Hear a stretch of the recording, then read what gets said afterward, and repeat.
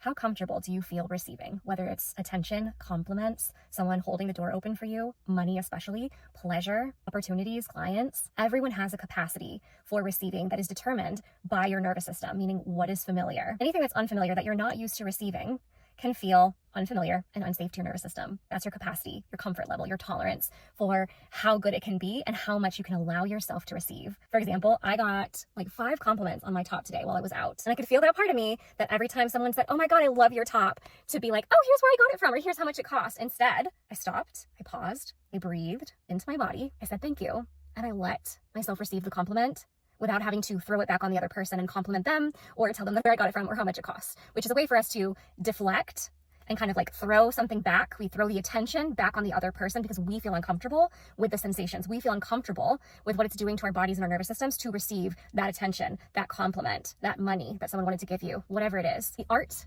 of receiving is something that we're focusing on in my upcoming program, House of the Courtesan. I'm hosting a 3-day pop-up salon called The Courtesan's Influence. And in these containers, we're talking about the art of receiving, because there is an art to receiving, especially when as women, we feel so uncomfortable and so unsafe to receive. We've been taught to be humble, to not ask for too much. So therefore, if we can't ask for too much, how can we receive what we really want? This is about associating receiving with pleasure and safety and familiarity, learning the art, the pleasure of receiving, getting off on receiving, enjoying receiving, having fun with receiving, feeling safe so that your capacity can grow and expand. Therefore, you can receive more love, more attention, more power, more money, more compliments, the things that you actually want, and it feels safe in your body. Come and sign up for the pop-up salon. It's happening in Telegram. This is for women. We're going to be diving into how the courtesans played with the art of receiving. We're bringing it into a modern day context as women because this is important. These were women who entertained the wealthy and influential gentlemen of high society. And these women had something that other women of their time did not have: independence, power, sexual expression, and sexual ownership.